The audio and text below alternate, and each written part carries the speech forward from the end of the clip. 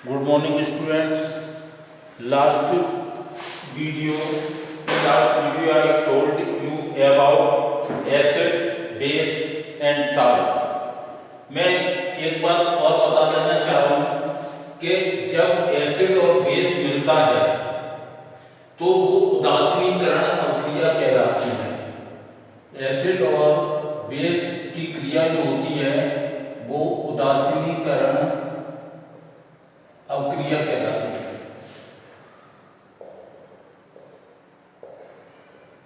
अब यहाँ एक बात का ये ध्यान रखना है कि ये एक्सोथर्मिक रिएक्शन भी है, यानी ऊष्माक्षेपी। इसमें a lot of energy is created in this reaction। इस अभिक्रिया में क्या होता है, ऊष्मा बाहर निकलती है, ऊष्मा बाहर निकलती है और बाहर निकलने के कारण ही वो मतलब कौन सी अभिक्रिया कहलाती है, ऊष्माक्षेपी अभिक्रिया कहलाती है। मैंने एक बात बताई थी पिछली वीडियो में, डाइल्यूट सॉल्यूशन यानी तनु, और एक बताई थी कंसंट्रेट यानी कि शांत। तनु विलयन क्या होते हैं और शांत विलयन क्या होते हैं, तो मैंने बताई थी जिसमें जो है जल की मात्रा अगर होगी, जल की मात्रा अधिक होगी तो वो विलयन चाहे अम्ल हो और चाहे क्षार हो, वो डाइल्यूट सॉल्यूशन या तनु विलयन कहलाएंगे। अगर किसी में अम्ल की या क्षार की मात्रा अधिक है, अम्ल या क्षार की मात्रा अधिक है तो वो शांत विलयन यानी कंसंट्रेट सॉल्यूशन कहलाएंगे। तो पिछले वीडियो में बताया कि आज इसमें मतलब जो है मतलब स्ट्रॉन्ग एसिड और स्ट्रॉन्ग ये वीक एसिड के बारे में भी चर्चा करूंगा। हालांकि पिछली बार डाइल्यूट और कंसंट्रेट के बारे में जो बता रहा था तो ये स्ट्रॉन्ग एसिड और स्ट्रॉन्ग बेस की बात कर दी थी। अब देखो उदासीनीकरण अभिक्रिया में क्या होता है, जब स्ट्रॉन्ग एसिड और स्ट्रॉन्ग बेस मिलता है तो क्रिया वो हो जाती है न्यूट्रलाइज।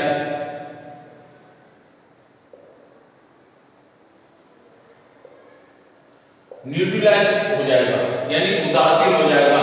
उदासीन का मतलब है कि ना तो वहां अम्ल का प्रभाव होगा और ना क्षार का प्रभाव होगा।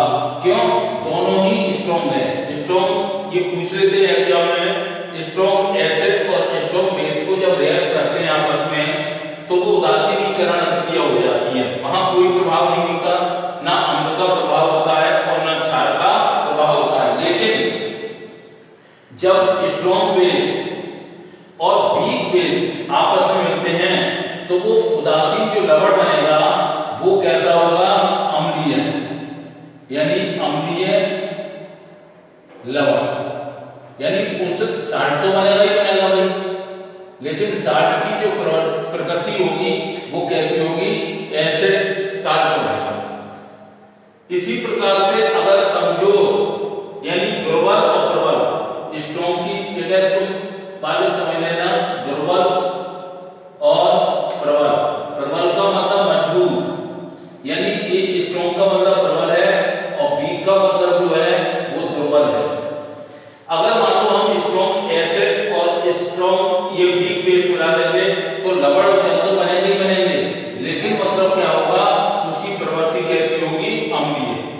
लेकिन अगर वीक बेस यानी दुर्बल क्षार और स्ट्रॉन्ग एसिड ले लें तो उसकी प्रवृत्ति जो होगी वो कैसी होगी, लवण तो बनेगा ही बनेगा, साल्ट तो बनेगा ही बनेगा, लेकिन उसकी प्रवृत्ति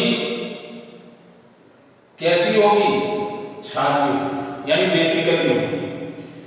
अब वापस में आता हूं, विभिन्न वैज्ञानिकों ने अम्ल की, क्षार की परिभाषा अलग अलग दी। तो पहले में जो तुमसे डिस्कस करना चाहेंगे वो मतलब जो है आरएनएस की संकल्पना, इसकी संकल्पना आरएनएस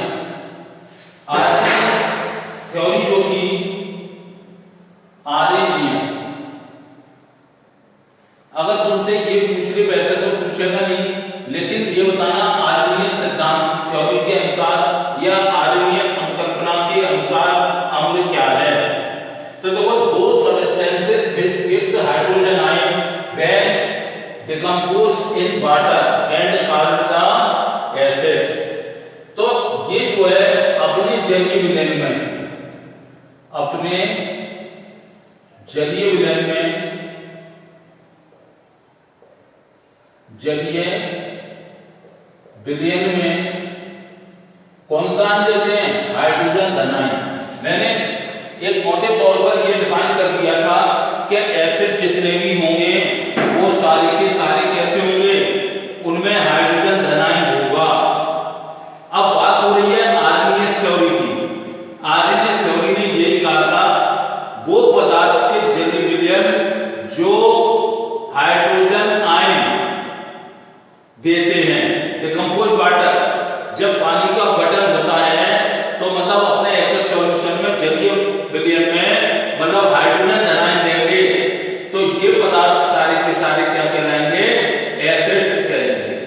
अब ये एसिड्स क्या होता है कि एसिड्स में जो होता है कि हाइड्रोजन धनायन तो निकला ही निकला, लेकिन ये मोर एक्टिव देन अदर्स, यानी free proton which means hydrogen is most reactive. ये क्या होते हैं? बहुत ही ज्यादा क्रियाशील, अधिक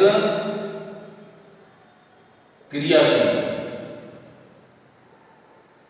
और अधिक क्रियाशील होने के कारण क्या करते हैं? React with water. इसलिए ये हाइड्रोजन धनायन जो है वो किससे रिएक्ट कर जाएगा? वाटर से। And remains in form of hydronium ion. क्या बनेगा? हाइड्रोनियम। भाई अम्ल तो है ही है, एसिड तो है ही है, लेकिन उसमें से कौन से आयन निकलेंगे? हाइड्रोजन धनायन। अब ये ज्यादा जो है मोर रिएक्टिव यानी अधिक क्रियाशील होते हैं। अधिक क्रियाशील होने के कारण ये फौरन पानी से मिल जाते हैं और ये वाला जो आयन बनता है वो हाइड्रोनियम आयन बनता है। अब मैं बात करूंगा स्ट्रॉन्ग यानी प्रबल अम्ल। प्रबल अम्ल क्या कहलाएंगे?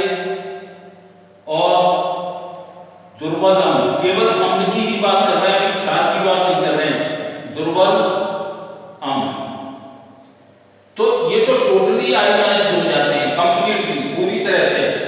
ये आंशिक रूप से होते हैं। ये क्या होता है?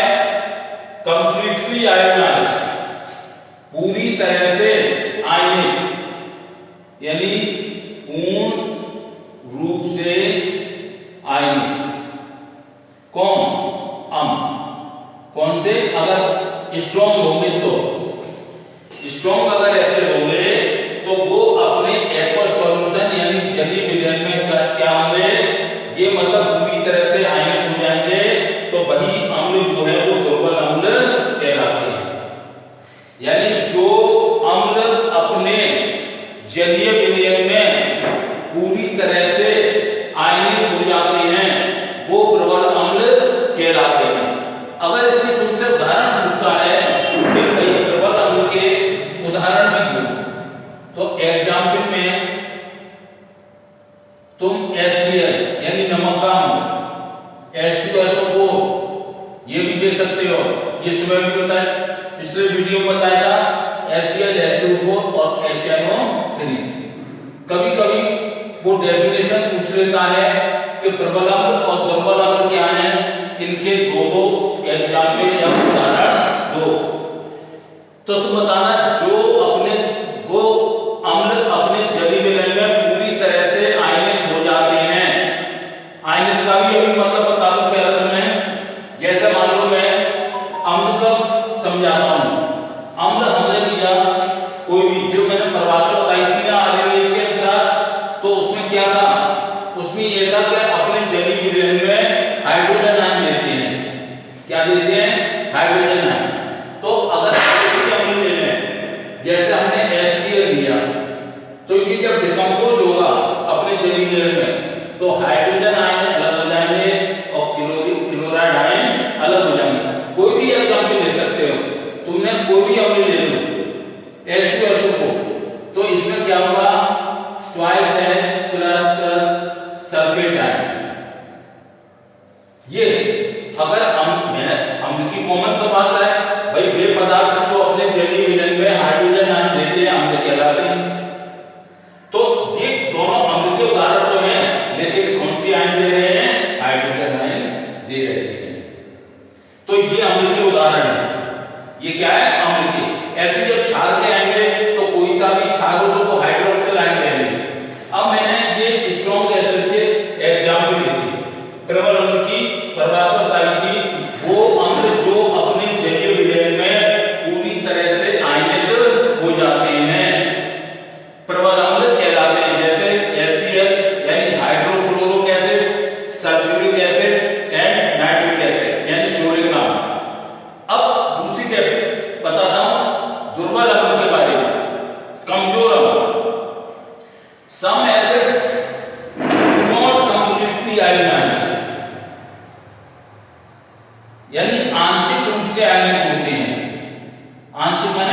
पार्शियली, आंशिक रूप से आयनिक।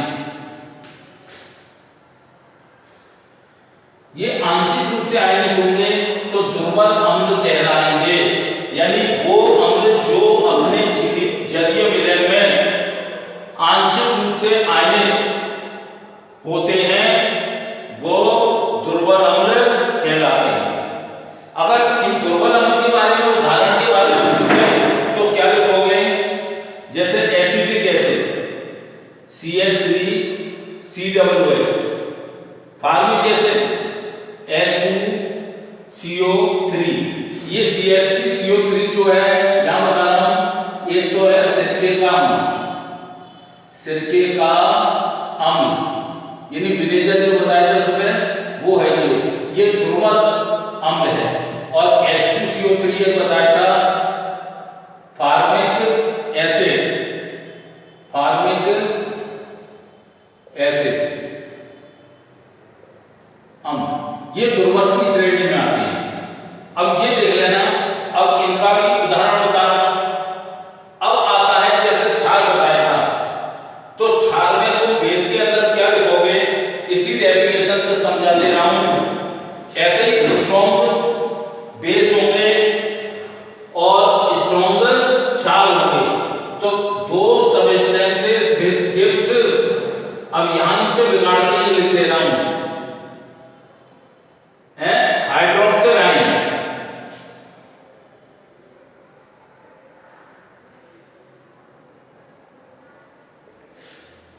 हाइड्रोक्सिल आयन यानी OH। तो ये क्या हो जाएगी? स्ट्रॉन्ग बेस की डेफिनेशन आ जाएगी। स्ट्रॉन्ग बेस क्या हो जाएगी डेफिनेशन?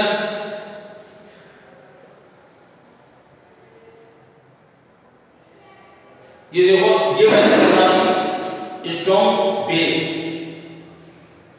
ये आरएनएस के अनुसार ये भी बेस की definition.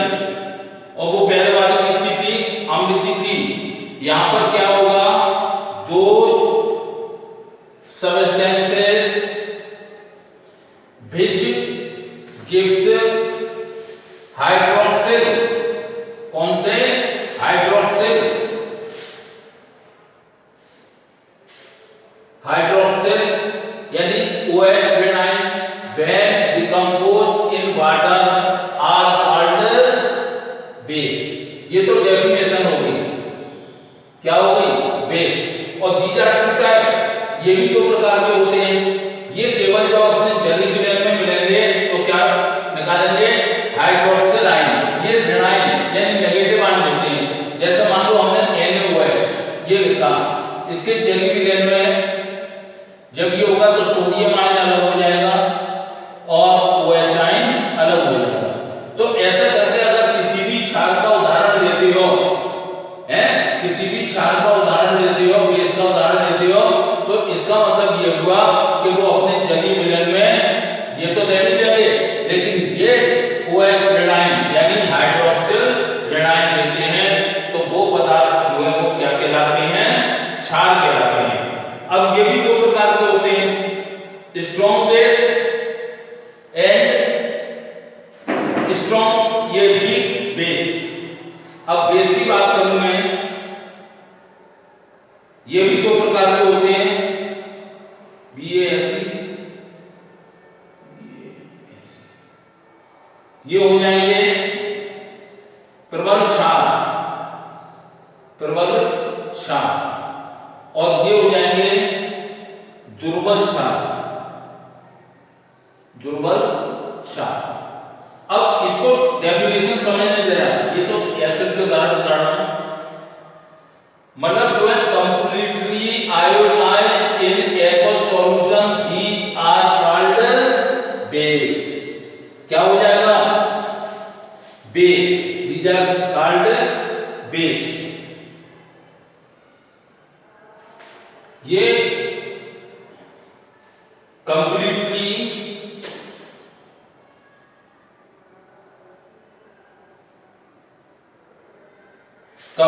Ionised in solution these are called base। ये जल में पूरी तरह से आयनित हो जाएंगे तो वो क्या कहलाएंगे? प्रबल क्षार कहलाएंगे। अब प्रबल क्षार के तुमसे उदाहरण पूछे तो तुम क्या लिखोगे? प्रबल क्षार के उदाहरण अगर पूछता है तो NaOH, ये KOH, ये कैसे हैं? ये प्रबल क्षार हैं। दुर्बल क्षार में भी आते हैं। दुर्बल क्षार में क्या आते हैं? ये मतलब तुम देखो, मतलब वहां कोई परिभाषा लिख देना है। प्रबल क्षार में KOH, NaOH, कैल्शियम हाइड्रोक्साइड और अमोनियम हाइड्रोक्साइड, ये किसके उदाहरण हैं? प्रबल क्षार के तो हो गए KOH और NaOH। अब दुर्बल क्षार के NH4OH यानी अमोनियम हाइड्रोक्साइड और मैग्नीशियम हाइड्रोक्साइड। देखो फिर समझ लो, प्रबल क्षार जो अपने जलीय विलयन में पूर्ण रूप से आयनित हो जाते हैं क्षार कहलाते हैं। और वो भी क्षार कौन से? प्रबल क्षार। प्रबल क्षार के उदाहरण मैंने दो लिख दिए हैं, NaOH और KOH। ऐसे वीक बेस करो। अब सम एसिड्स की जगह क्या कर दोगे? Some base. Some base do not completely ionize an aqueous solution and remains in undissociated from also these are called weak acids की जगह base। क्या आएंगे? बेस आएंगे। तो मतलब ये दुर्बल क्षार जो होंगे, अब इनके भी उदाहरण दे दो। मैंने बताया था कोई सा भी क्षार हो अपने जलीय विलयन में क्या देगा? हाइड्रोक्सिल एनायन देगा। तो दुर्बल क्षार के अगर एग्जांपल पूछता है तुमसे तो NH4OH यानी अमोनियम हाइड्रोक्साइड, मैग्नीशियम हाइड्रोक्साइड, ये मतलब किसके उदाहरण हो गए? दुर्बल क्षार के उदाहरण। तो आरएनएस के अनुसार अम्ल तथा क्षार, अम्ल तथा क्षार की डेफिनेशन हो गई। यहां मैंने दुर्बल अम्ल और दुर्बल क्षार, दुर्बल अम्ल और प्रबल क्षार के बारे में भी तुम्हें डिस्कस किया था। अब दूसरी परिकल्पना आती है, वो दूसरी परिकल्पना किसके अनुसार है? Brønsted-lorry concept of acid and base. ये दूसरी परिकल्पना दी थी। किसने दी थी? ब्रॉन्स्टेड एंड लॉरी ने।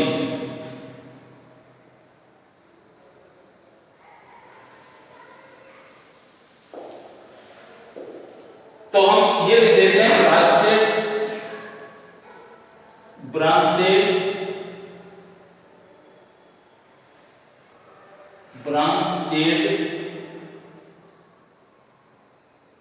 लॉरी संकल्पना किसके बारे में? अम्ल और क्षार के बारे में। तो इन्होंने जैसे आरएनएस ने बताई थी कि जितने भी अम्ल होते हैं वो अपने जलीय विलयन में हाइड्रोजन आयन देते हैं, और जबकि जितने भी क्षार होते हैं वो अपने जलीय विलयन में हाइड्रोक्सिल ऋणायन देते हैं। तो इन्होंने जो परिभाषा बताई थी प्रोटॉन के देने और लेने के आधार पर, जो प्रोटॉन देते हैं यानी ये क्या होगा? प्रोटॉन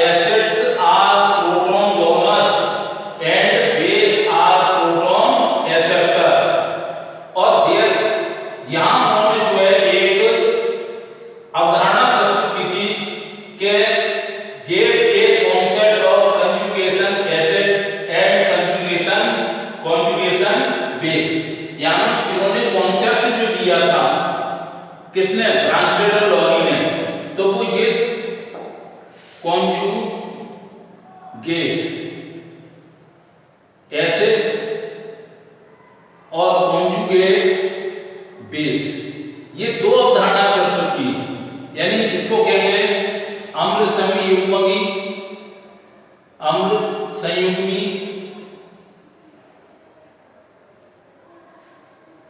और ये हो जाएगा क्षार संयुग्मन। यानी ये पहले तो इन्होंने परिभाषा दे दी और परिभाषा क्या कही थी कि जो पदार्थ या जो कंपाउंड प्रोटॉन को डोनेट करते हैं, यानी प्रोटॉन को प्रदान करने वाले पदार्थ जो है वो क्या कहलाते हैं, एसिड कहलाते हैं, और प्रोटॉन को ग्रहण करने वाले जो है वो क्या कहलाते हैं, क्षार। और उन्होंने एक concept theory of conjugate acid and conjugate base, यानी ये लिखे अम्ल संयुग्मी और क्षार संयुग्मी, क्षार संयुग्मी।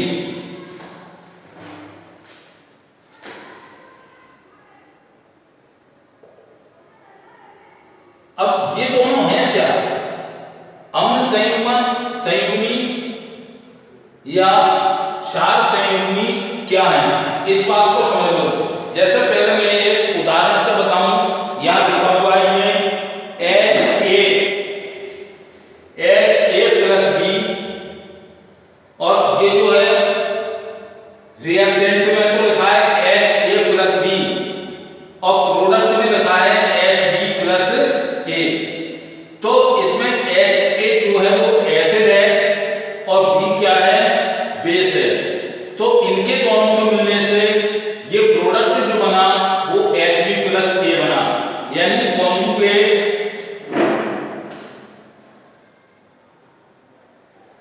ये तो बना कॉन्जुगेट बेस और ये कॉन्जुगेट एसिड, यानी Hb तो जो होगा वो कॉन्जुगेट एसिड होगा, यानी संयुग्मी अम्ल, और ये दूसरा A जो बना खाली वो होगा संयुग्मी क्षार, संयुग्मी क्षार। और इसकी परिभाषा में ऐसे भी दे सकते हैं, इसको पेयर बनाएं, ये Ha से क्या मिला, यानी ये एसिड है, इससे ये A रिलीज हो गया, तो इसका एसिड कंजुगेट बेस पेयर, यानी पेयर ही होते हैं यहाँ, यानी ये कौन सा होता है, क्षारीय जोड़ा होता है। तो HA is called acid conjugate base pair, और B वाला जो है B और H का पेयर है, यहाँ HA और A का पेयर है, यहाँ B और H का पेयर है, ये इसका बेस कॉन्जुगेट एसिड पेयर। वो ऊपर वाला कौन सा है, बेस पेयर है, बेस का जोड़ा, और नीचे वाला जो है वो किसका जोड़ा है, एस का जोड़ा। अब एक अन्य एग्जांपल के द्वारा हम बता सकते हैं कि H2O, यानी ये क्या है, पानी है, ये NH3 अमोनिया गैस है। अब इधर आके जो बनेंगे वो NH4 बनेगा और प्लस क्या बनेगा, OH। अब ये बताओ कि ये NH3 का NH4 हो गया इधर आकर के, ये क्या हो गया, तो इसने एक इलेक्ट्रॉन लिया किसी से, तो ये NH4 में कन्वर्ट हो गया, तो हम यहां क्या देंगे, प्रोटॉन लेता है, प्रोटॉन लेता है। और ये H2O का मतलब ऐसा हो H और OH, इसका मतलब इधर आके ये OH कह गया, H2O को मैंने ये लिख दिया। अब इसमें H जो है वो प्रोटॉन देता है, प्रोटॉन देता है, तो ये क्या हो जाएगा, प्रोटॉन देता है, ये हो जाएगा, ये दे दिया प्रोटॉन, तो ये OH रह गया, ये प्रोटॉन देता है और वो प्रोटॉन देता है। तो NH4 क्या है, ये कॉन्जुगेट एसिड है, कॉन्जुगेट एसिड है, और ये OH क्या है, वो कॉन्जुगेट बेस है। तो ये जो क्रिया चलती है ये एक पेयर के रूप में चलती है, वो पेयर के रूप में जो क्रिया चलती है वो हमारी संयुग्मी अम्ल और संयुग्मी क्षार कहलाते हैं। अब इसके बाद में जो है मतलब फिर समझो कि अगर ब्रांस्टेड लॉरी की जो संकल्पना थी, अम्ल प्रोटॉन दाता होते हैं और क्षार जो है प्रोटॉन ग्राही होते हैं। अब यहाँ पर उन्होंने जो है वो संयुग्मी अम्ल और संयुग्मी क्षारक की जो है एक कॉन्सेप्ट प्रस्तुत किया था, वो मैंने लिख दिया NH3 और NH4। क्या लिखा है नीचे देखो, NH3 और NH4 जो है वो कॉन्जुगेट एसिड का पेयर है और ये H2O और OH का जो है वो संयुग्मी अम्ल क्षार युग्म है। इसको क्या कहेंगे, अम्ल क्षार युग्म। तो पहले वाला क्या था, प्रोटॉन ग्रहण करके संगत अम्ल NH4 यानी अमोनियम आयन, जिसे संयुग्मी अम्ल भी कहते हैं, और H2O और OH वाला क्या हो गया, संयुग्मी अम्ल क्षार। तो ये दोनों कहलाएंगे अम्ल क्षार युग्म।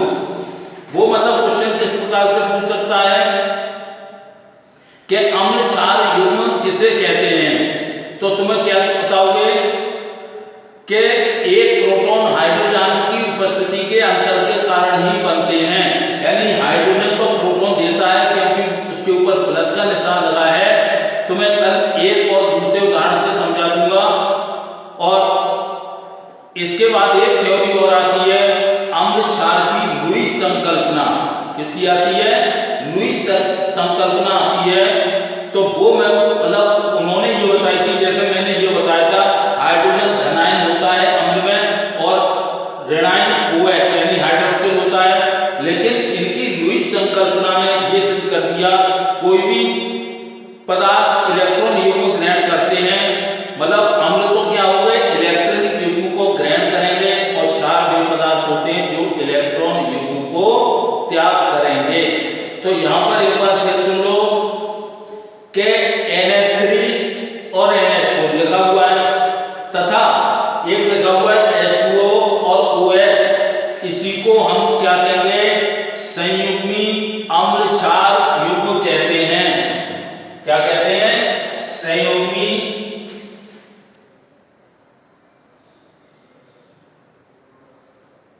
अम्ल क्षार युग्म। ये इसको देख लो, इसकी परिभाषा भी देख लेना। संयुग्मी यानी कॉन्जुगेटेड एसिड बेस पेयर क्या होते हैं। तब तक के लिए धन्यवाद। और आगे जो लॉरी वो लुईस कॉन्सेप्ट मैंने पहले बता दिया, इसको तैयार करके रखना जिससे पढ़ाते समय समझ में आ जाए। Thank you.